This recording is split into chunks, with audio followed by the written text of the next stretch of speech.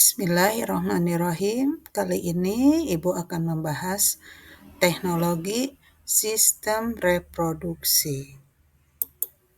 Hal-hal yang akan dipelajari, yang pertama, kelahiran sesar, USG, amniosentesis, fertilisasi in vitro, inseminasi buatan, keluarga berencana, dan sterilisasi. Persalinan sesar atau juga dikenal dengan operasi sesar atau bedah sesar adalah operasi yang dilakukan pada ibu hamil untuk membantu melahirkan bayi. Tindakan ini melibatkan satu sayatan di perut ibu dan lainnya di rahim. Beberapa alasan yang mungkin mendasari dilakukannya operasi sesar adalah bayi mengalami gangguan tumbuh kembang di dalam rahim, atau kepala bayi terlalu besar untuk jalan lahir, kelahiran sungsang, riwayat kelahiran sesar sebelumnya, masalah kesehatan ibu seperti tekanan darah tinggi atau penyakit jantung yang tidak stabil. USG atau ultrasonografi adalah metode diagnosa non-invasif dengan menggunakan gelombang suara berfrekuensi tinggi. Tujuannya untuk menciptakan gambar dari struktur internal tubuh manusia. Ada 2 dimensi, 3 dimensi, dan 4 dimensi. Kalau yang 4 dimensi itu kelihatan nyata sekali. Amniosentesis adalah prosedur untuk memeriksa sampel cairan ketuban berguna untuk mendeteksi adanya kelainan pada janin. Prosedur ini dapat disarankan pada ibu hamil yang usianya masih 15-20 minggu. Dalam prosedur amniosentesis, dokter akan mengambil sampel air ketuban dengan menusukkan jarum khusus ke perut ibu sampai masuk ke dalam rahim. Setelah itu, dokter akan memeriksa sel-sel dalam sampel cairan ketuban untuk mengetahui perkiraan kondisi janin. Beberapa alasan yang mungkin mendasari dilakukannya amniosentesis, diantaranya mendeteksi kelainan kromosom janin seperti adanya sindrom Patau dan sindrom Turner, mendeteksi ketidakcocokan resus antara ibu dengan janin. Fertilisasi in vitro juga dikenal sebagai bayi tabung. Dalam program bayi tabung, sperma akan dibuahi sel telur di dalam laboratorium. Ini ada bagaimana fertilisasi in vitro terjadi. Yang pertama itu stimulasi ovarium. Biasanya wanita akan diberikan hormon untuk merangsang pertumbuhan beberapa folikel, sehingga lebih banyak sel telur yang matang bisa diambil. Setelah itu pengambilan sel telur. Sel telur diambil,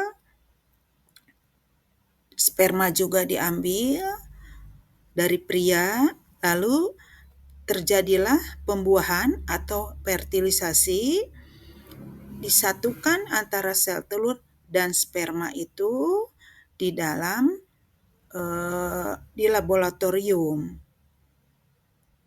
Lalu selanjutnya embrionya itu dikultur atau kultur embrio. Embrio hasil pembuahan dikembangkan di laboratorium selama beberapa hari. Setelah benar-benar siap, lalu ditransfer ke embrionya itu ditransfer ke dalam rahim. Nah, biasanya proses ini memakan waktu 4-6 minggu. Kita saksikan proses fertilisasi in vitro. Making a baby isn't always easy. Fortunately, there are many ways to parenthood. In vitro fertilization, or IVF, brings the miracle of conception into a laboratory. It has led to the birth of nearly 10 million babies since the first successful fertilization procedure in 1978. So how does it work? Let's take a closer, step-by-step look at the process. Step 1. Preparation. The IVF treatment process begins long before any egg removal and fertilization takes place. You'll need a thorough medical history before treatment begins, plus fertility tests and analysis for you and your partner. As the procedure gets closer, you may be prescribed birth control pills or estrogen to control the timing of your menstrual cycle and maximize the number of mature eggs available for retrieval. Step 2. Ovarian stimulation. During a typical ovarian cycle, only one egg becomes mature enough to ovulate. IVF treatment uses injectable hormone medication to bring a group of eggs to maturity to increase the odds of a successful pregnancy. The type, dosage, and frequency of the medication will be tailored specifically to you for optimal results. Monitoring of the eggs may occur daily or every few days during this time to determine when they mature. A final trigger shot is given exactly 36 hours before the scheduled egg retrieval to finalize the maturation process. Step 3. Egg retrieval. Once the eggs are mature, it's time for egg retrieval. During this step, a suction device connected to a long, thin needle is inserted through your vagina. This will puncture ovarian follicles and pull the mature eggs out. Removed eggs are placed in a petri dish containing a special solution and then placed in an incubator for a short period of time. Since this procedure is mildly invasive, medication and sedation are used. Step 4. Fertilization. Fertilization of the eggs takes place within a day during a procedure known as an intracytoplasmic sperm injection. A single sperm is introduced into each mature egg. On average, about 70% of mature eggs will successfully fertilize. Step 5. Embryo development. Now comes the growing and waiting. Fertilized eggs are monitored and left to develop over the next several days, with cells actively dividing. About half of fertilized embryos will progress to the blastocyst stage when they are suitable for transfer into a uterus. Embryos that are suitable for transfer can either be used right away or frozen for future transfer. Step 6. Embryo transfer. Within a week after fertilization, it's time to transfer the embryos. This is a short procedure that only takes about 10 minutes and feels very similar to a pelvic exam or a pap smear. A speculum is placed within the vagina, and a thin catheter is inserted through the cervix into the uterus. An embryo or embryos are then injected through the catheter into the uterus. After an embryo transfer, you may experience symptoms such as mild bloating and cramping, breast tenderness from high estrogen levels, spotting, and constipation. Step 7. Pregnancy. Within 14 days after the embryo transfer, a blood test will be done to determine if you're pregnant. If the pregnancy test is positive, you begin the journey of prenatal care. Pregnancy success rates per embryo transfer vary depending on the age of the woman at the time of egg retrieval. If the pregnancy test is negative, you can try another embryo transfer if you have additional embryos frozen from the first IVF cycle. If you do not have remaining embryos, you can try IVF again. IVF has been used successfully for more than 4 decades. Talk openly with your healthcare provider about your options.